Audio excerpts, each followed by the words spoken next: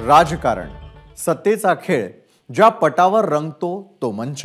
इथे शहाचे डाव टाकले जातात। कुणाचा पत्ता कट होतो तर कुणाला कधी लॉटरी लागते। आपलं अस्तित्व टिकवण्यासाठी, मोठं होण्यासाठी अनेक चाली रचल्या जातात। कधी दुसऱ्याचा पतंग कापण्यासाठी तर कधी स्वतःच्या करिअरचा टेक ऑफ होण्यासाठी बुद्धिबळाची मांडणीही होते। प्यादी पुढे मागे होतात, एकमेकांना चेकमेट केलं जातं। असं असलं तरी देखील राजकीय नेत्यांमध्येही तुमच्या आमच्या सारखाच एक माणूस असतो। त्यांनाही भावना असतात, मन असतं, त्यांच्याही मनामध्ये भावनिक गुंता होऊ शकतो।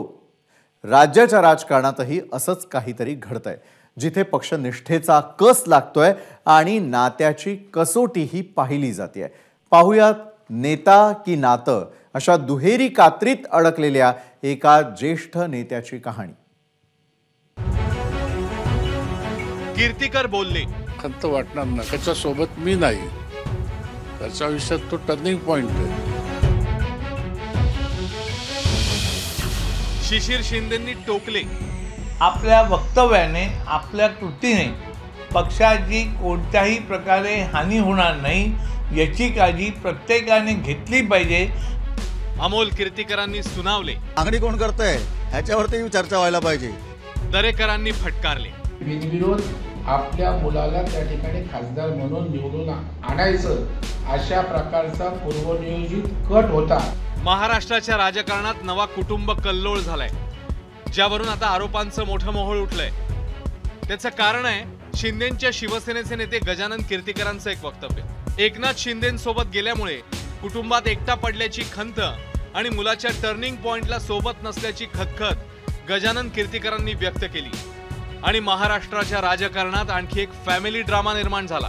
आयुष्याच्या एक टर्निंग पॉइंटला खासदारकीची निवडणूक लढवत असताना तुम्ही त्यांच्या सोबत नव्हतात, खंत वाटते का? हा, खंत वाटते ना, नक्कीच वाटते। आणि त्याच्या सोबत मी नाही, त्याच्या आयुष्यात तो टर्निंग पॉइंट आहे। तो त्यांचा वैयक्तिक निर्णय आहे। त्यांनी जो निर्णय घेतला तो सुद्धा त्यांचा वैयक्तिक घेतला आणि जर का त्यांना वेगळा निर्णय घ्यायचा असेल तर तुझा वैयक्तिक असणार आहे। त्याच्यामध्ये मी त्यांना काय मार्गदर्शन करणारा मोठा नाही, कारण शून्यातनं विश्व त्यांनी त्यांचं स्वतःचं निर्माण केलेलं आहे। मुलगा ठाकरेंच्या सेनेसोबत तर वडील शिंदेंच्या शिवसेनेसोबत। कीर्तिकर बापलेकांमधला असा सगळा मामला गेल्या काही दिवसात सुरू आहे। त्यात आता शिंदे गटाचे नेते शिशिर शिंदे आणि भाजपचे प्रवीण दरेकर यांनी उडी घेतली आहे। आपल्या वक्तव्याने, आपल्या कृतीने पक्षाची कोणत्याही प्रकारे हानी होणार नाही याची काळजी प्रत्येकाने घेतली पाहिजे आणि त्याच एका भावनेने हे पत्र मी माननीय मुख्यमंत्री आणि पक्षाचे मुख्य नेते एकनाथराव शिंदेसाहेब यांना लिहिलेलं आहे। मागणी कोण करतंय ह्याच्यावरती चर्चा व्हायला पाहिजे।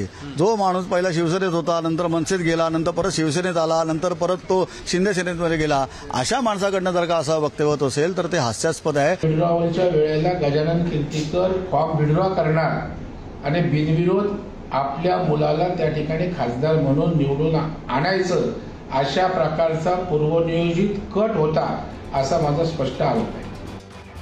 संपूर्ण लोकसभा निवडणुकीच्या प्रचारात शिंदे गट आणि ठाकरे गटात प्रचंड मोठा संघर्ष झाला। या संघर्षात कीर्तिकर बापलेकही विरोधाचं शस्त्र घेऊन आमने सामने होते। मात्र मतदान झाल्यावर आता गजानन कीर्तिकरांना कौटुंबिक उमाळा फुटला आणि त्यांनी मनातलं ओठांवर आणलं।